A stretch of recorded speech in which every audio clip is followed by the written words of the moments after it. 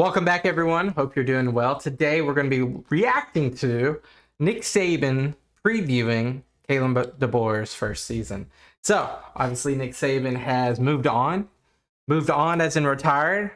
My life is in shambles. But besides that factor, we get Nick Saban, more or less a media guy now talking about Kalen DeBoer, the head coach of University of Alabama. So 2024, it's an interesting season. Let's see what Mr. Nick Saban had to say about Alabama this year. Lego. Since we have the Bama legend himself with us today, it would only be fitting to start with the storylines in Tuscaloosa. Now, for the first time since 2006, Nick Saban will not be on the Alabama sidelines. In 201. Think about that. 2006.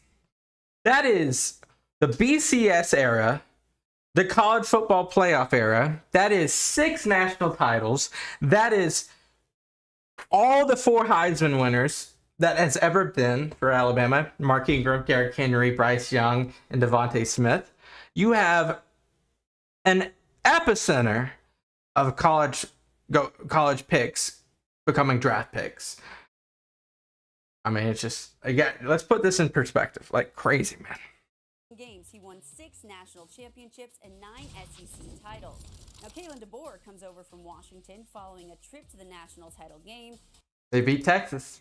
That's a huge win.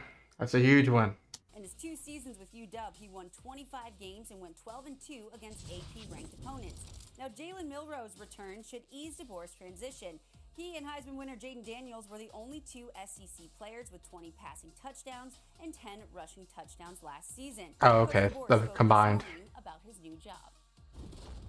I should never be surprised at the things that great programs do and have and the culture that exists. But what really has been awesome to see, and again, this isn't necessarily a surprise, but it's been awesome just to see our guys be completely 100% focused on the main things, and their chemistry and their trust and belief is one thing, but I think and the accountability as well. And that's something that's very interesting, how we'll watch this transition between Saban to DeBoer, is will the cultures remain intact? I know a lot of the supporting staff stayed around. I know there's a lot of new hires as well. So one thing that's interesting will be, will the players have the same kind of work ethic, grind culture, but focus as he speaks of. So but I think that the way they respect each other, you could see it in spring ball. And that's, again, a credit to Coach Saban and everyone that's coached in the program before, and the culture that existed even before I got here. But these guys, they know they need each other to reach the goals that we have as a program. Coach DeBoer knows what it takes to win, as he has won nearly 90% of his games during his 9 seasons. 3-time NAIA champion. I didn't think it was a 3-time. Seasons as a college head coach. He brings championship pedigree with him to Tuscaloosa. In addition to last season's runner-up finish, he won 3 national titles at his alma mater, Sioux Falls.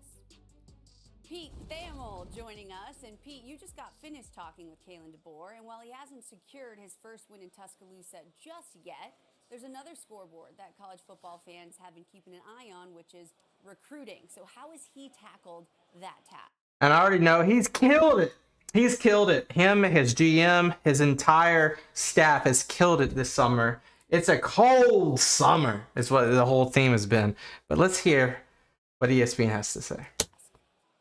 Well, Victoria, we know Kalen DeBoer can win games. From NAIA to Washington, he's won everywhere he's gone. The biggest question hovering over DeBoer when he got to Alabama was, could he recruit at that high-end SEC level? So far, so good. He has the country's #2 class right now, including 15 ESPN top 300 recruits. That includes the #1 quarterback in the class of 2025, Keelan Russell, from down the road here in Duncanville. DeBoer, I mean, that's an easy one, man. That's in-state. Told me the word intentionality stood out when he talked about the recruiting philosophy. They were intentional in keeping staff members from Coach Saban's staff, Robert Gillespie, Freddie Roach, and they also brought in 2 former head coaches, Kane Womack from South Alabama and Mo Linquist from Buffalo. That gives a head coach's attention to detail on the assistant level, and it's helped lift the whole operation. One last thing, Victoria, they've been very careful about what players they bring and who hosts on recruits. They said the Alabama players have been the best recruiters on the staff.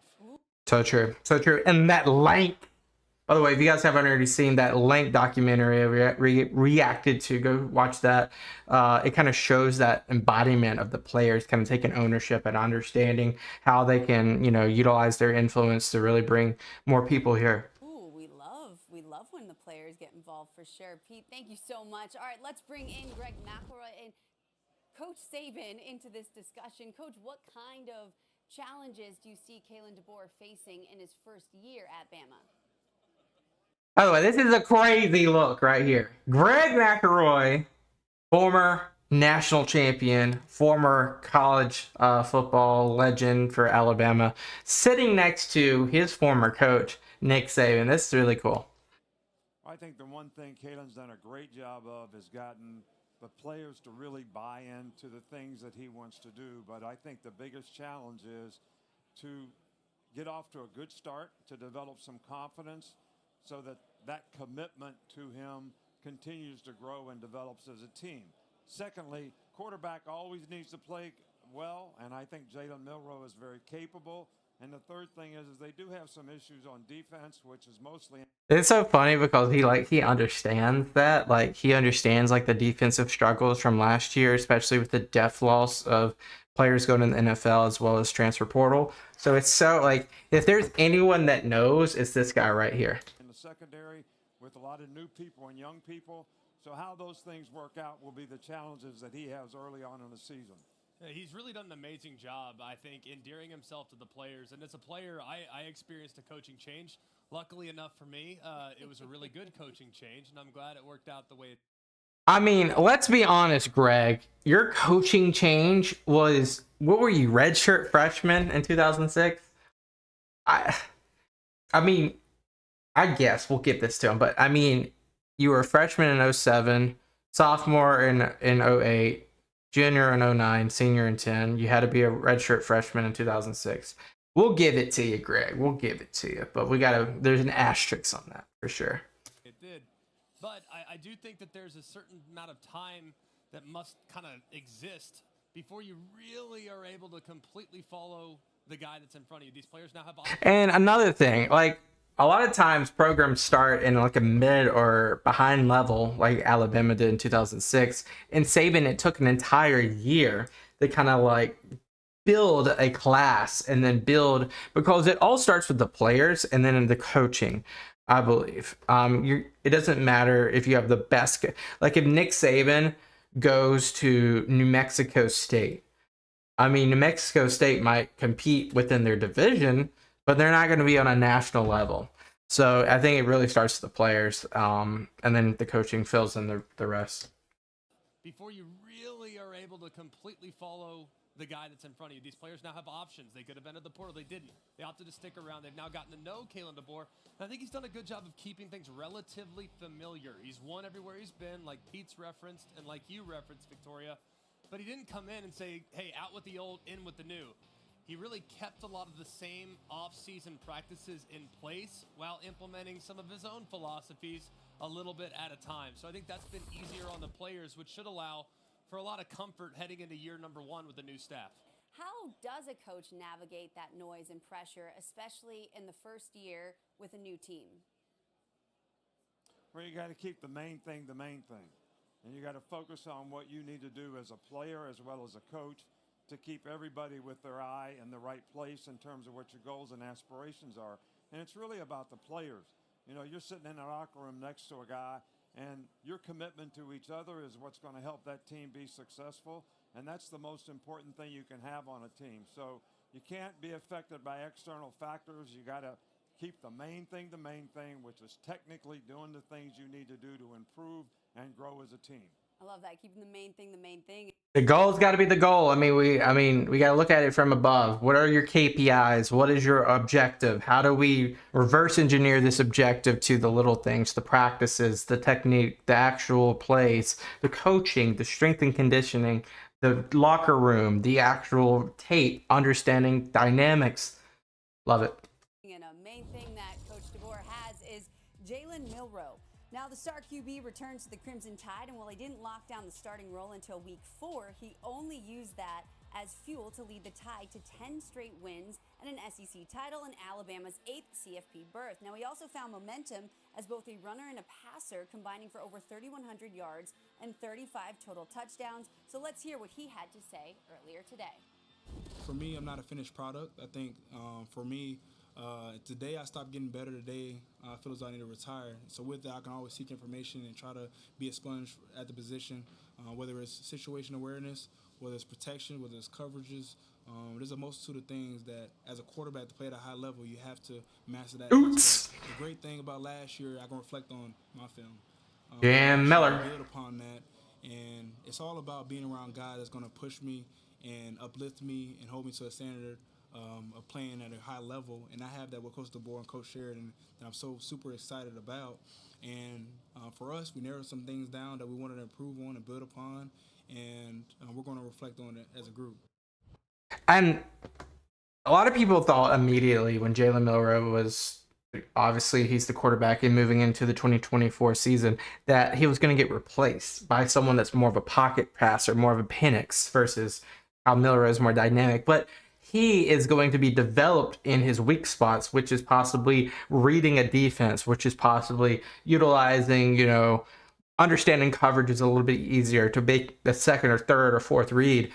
He has athletic ability. Nobody is questioning that. The question really is can the smarts really start to play into fact?